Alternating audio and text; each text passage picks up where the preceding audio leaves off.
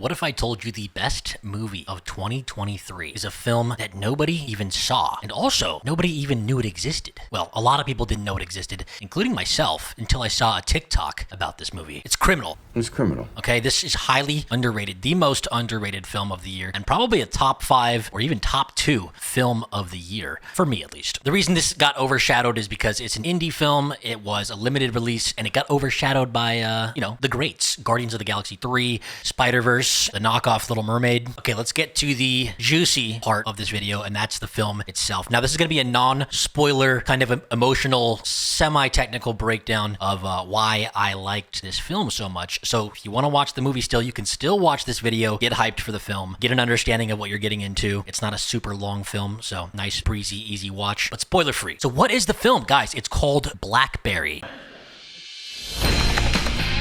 And you guessed it, it's about the creation and progression of the company and the device that is Blackberry, created by a company called Research in Motion. Now, the film stars Jay Baruchel, this guy, Matt Johnson, and the best goddamn part, Golden God, Dennis, Glenn Howerton. That's right. He's the main reason why I went to watch this movie, to be honest. He was in the TikTok promoting movies, so I bought a ticket right after I saw that TikTok. I had to support the man's, the Golden God himself. Now, the film was also directed by the third lead, Matt Johnson, who's kind of the more charismatic, fun part of this film. Without him, I think there would be a lot of dry moments, a lot of scenes that wouldn't have the same, boisterous yet conflicting energy. We'll go over that in a bit, but he's a great part of this film, and the fact that he directed it as well, man, I think his fun energy really shows through. Now, let's get to Glenn. Middle of a hostile takeover!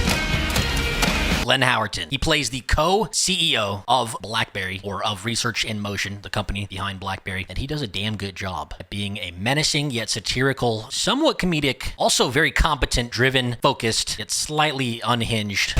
What are you doing? I'm doing it all. Classic evil CEO guy. Almost got that Steve Jobs vibe where everything has to happen right now perfectly the way, I'm not going to go any further in the rant, but you know what I mean? You know what I mean. Also, quick side note, the film is mostly about the inner workings of the characters that drive the company forward. It's not so much about the specific device and iterations of the device of the Blackberry, although there's a lot of early kind of prototyping going on in the film. You do get some satisfaction out of watching them build this thing for the first time. However, let's go over the characters again. And by the way, I'm going to be referring to the, not the characters, I'm going to be referring to the actors because my brain. So I'm going to call these guys Jay, Matt, and Glenn. Golden God. The Golden God! Now, like I said, Glenn Howerton's the reason why I went to see this film in the first place. He absolutely shines, but so does the rest of the cast. Let's go over Glenn's character, the co-CEO. He's the businessman that drives the business, the classic suit and tie guy, business shark. That's what he does in this film. Now, normally Glenn is displaying his comedic chops in somewhat of a serious way on shows like Sunny, Always Sunny in Philadelphia. What he does, though, is he takes a sliver of that comedy, tones it down a bit, brings the same intensity he has in his more bombastic moments, but also he brings that same high IQ, cunning, witty, driven personality that Dennis has. He's almost like an alternate version of Dennis from Sunny in this movie, but it's not played as comedic as that show, because it's not a full comedy. It's a dramedy almost, but it's not as funny. It's not as funny as most dramedies are. It's a little more serious. It rides that line really fine, and it's because of Glenn Howerton that it's able to ride that line. You'll see him in scenes where he's almost over bombastic, over angry, over emotional, over certain things.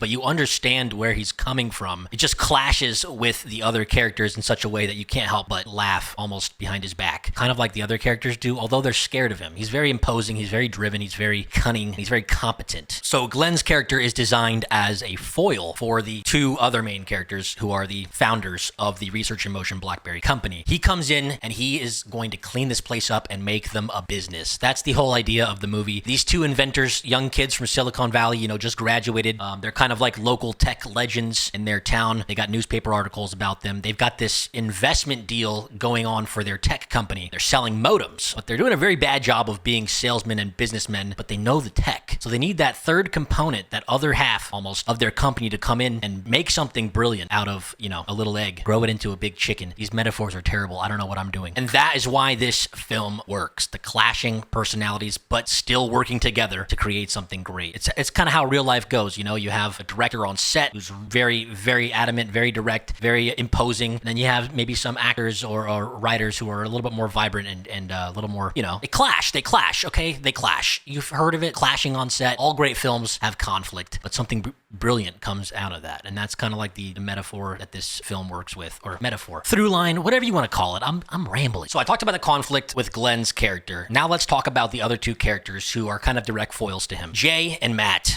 the founders of Blackberry, are kind of knee-deep in the bullshit of business, and they don't know how to navigate those waters, so they kind of call this guy in. And you can see right off the rip that they're technically competent. They're building something great, and they have they have a shell of what's to come with their company. Jay's character being the main founder, the main inventor, the genius behind it all, the Steve Jobs almost, if you will. Speaking of that, they almost split the Steve Jobs persona into two, Glenn and Jay, two sides of it, the nerd and the businessman. Steve was both. That's why he was legendary. So Jay, he's a tech genius. He has no clue what he's doing with business negotiations. He's very sheepish, very shy, doesn't know how to manifest his ideas properly into this, business sharky kind of these waters. He can't navigate these waters. He needs Glenn's character. He needs the co-CEO. But I want 50% of the company, and I've got to be CEO. I don't know who you think you are. But the buddy, who's played by Matt Johnson, the third lead, who we'll talk about now, he's sort of the sidekick to Jay's character. He's more bombastic. He's more energetic. He's more outspoken, but his ideas end up clashing with Jay's character and Glenn's character. So he's kind of like trying to guide Jay, devil and angel. Glenn's over here, Matt's over here, and Jay's in the middle. He's trying to keep Jay in line with his roots and keep the company the way it is. But Jay, he knows he needs Glenn's character to really make things happen. And he ends up kind of siding with Glenn in a way, kind of pisses Matt off. And to be honest, this is a classic trope in business mockumentary movies where there's two friends starting a business or a group of friends starting a business, and one of them ends up having the wrong ideas and gets kicked out, unapologetically. Should Doug come with us, or? No. You want to be great? You need to sacrifice. I'm glad they didn't dive fully into that. They didn't go the full Social Network route where it's like, founder versus founder in the boardroom, lawsuits and all that. No, they stick together as a team, but they do clash. I'm glad they didn't go the full typical route of friends becoming enemies. It made me proud. So you got two sides of the coin with Jay and Matt. The shy, nerdy guy who can't speak well, the overly bombastic but disheveled, kind of messy, Silicon Valley punk nerd in Matt, and that works really well. That's the glue that keeps this whole movie together. Actually, all three of them are the glue that keeps this movie together. And they work so well because they're all different and they're all vital in the role of progressing this company. Well, Matt less so because he kind of gets pushed to the side. You'll see though, when you watch the film, you'll understand what I mean. So now that I've kind of generically rambled about the characters, hopefully I'm making sense. I'm new to this a little bit. Let's talk about the plot in a non-spoiler way. Let's talk about some plot elements and the overall story. Give you an idea what's going on with the movie and why I liked it and why it could have been a little bit better, perhaps, without spoiling, mind you. So the plot obviously centers around the creation and progression of the Blackberry device, started or created by the company Research in Motion, which is owned by the two guys, the two friends, and they end up having to bring in the business shark, as I mentioned, to really push this company forward into fame, into stardom, and dominate the industry. Now, the disappointing part about this film for me, as sort of like a techie nerd kind of guy, I'm not super into tech. I don't,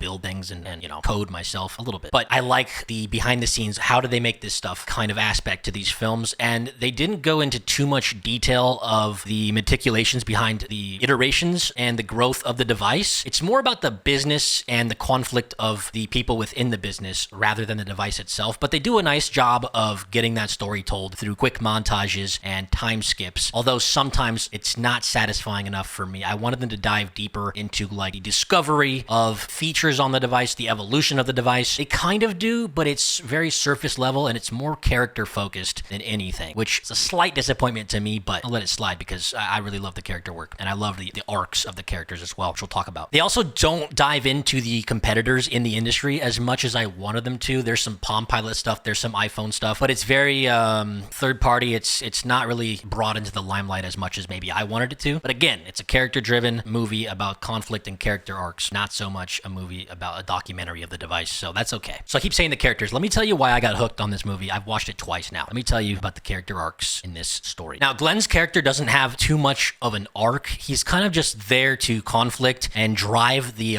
two other characters, mainly Jay's character being the co-CEO. He's mainly there to drive Jay's arc from a shy yet competent tech dude to a more savvy and cunning and outspoken, driven businessman, a very competent businessman. By the end of the film, he understands his place in the business. He understands how to present himself. He understands that he needs to become somebody greater and kind of push aside his best friend's ideals and ideas to grow into somebody that's more of like a Steve Jobs figure, which is really nice. I really liked the way they progressed his character. I also really liked the progression of the company itself, although it did feel a little small scale because it's a low budget movie. I did like seeing the company go from, you know, a little small baby Silicon Valley startup to full-blown business tech giant. Although they couldn't quite capture the giant nature of the company, it still felt intimate. It just felt like an upgraded version of its former self. It's kind of hard to explain. The film's really intimate and tight, and the budget is small, so they're not able to capture the bombastic, you know, engorging nature of a company in totality, in my opinion. Still, though, you do see what happens with the company throughout the movie, and it shows the growth, the new employees added, the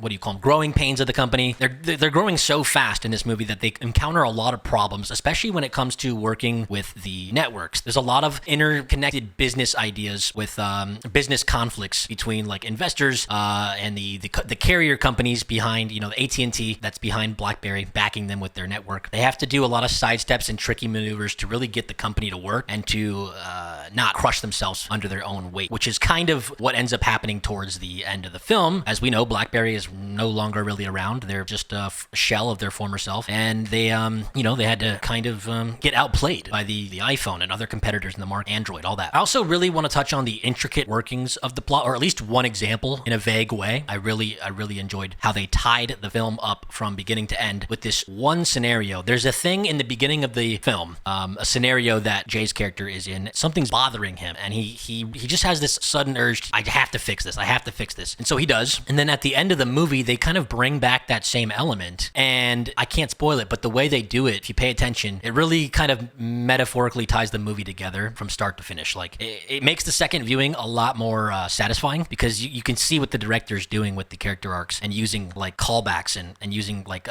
parallel scenarios towards the beginning and the end of the film to show the character growth, but also the downfall and the rise of the company. And it's just, I don't know, it's magnificent. All right, I can't describe it much more without going into spoiler detail. Now, the character arc for Matt's character is also pretty underserved. Like I said, the whole film is really trying to center around the growth of Jay's character. Matt's kind of like the sidekick. He does mature a little bit more throughout the film, but he never really gets a lot of agency. He's kind of just there to be, you know, kickstand that sometimes gets kicked around. So he just adds this fun, bumbly, disheveled, messy, energetic, punky attitude to the film that would really be missing if he didn't play the character this way. So it's nice. It's a nice balance to the dry yet satirical, overpowered nature of Glenn's character and the shy, awkward nature of Jay's character. They're kind of foils for each other. They're all hitting a different tone in the film, which really makes it funny, but really makes it serious at the same time. Not too funny though. Like I said, just little elements of comedy here and there with scenario-based comedy, conversational comedy, whatever you want to call it. I'm rambling, guys. And be honest, that's what this video is. It's just a spoiler-free rant on why I loved this film, and it's just a way for me to get you hyped to go see it, because I don't think enough people saw this film. So guys, hopefully I can provide enough noise in your ear to get you through whatever you're doing in the day, and can also get the message across that you should see the film Blackberry. Now, if you can catch it in theaters, do it. It was a limited release, and you might be watching this way later, so catch it on streaming somewhere, or YouTube movies, wherever. It's probably recommended in the sidebar, hopefully. Sidebar? Anyways, that was my rant. Film rant over. I love you 3000. Subscribe, like, comment. Have a nice day.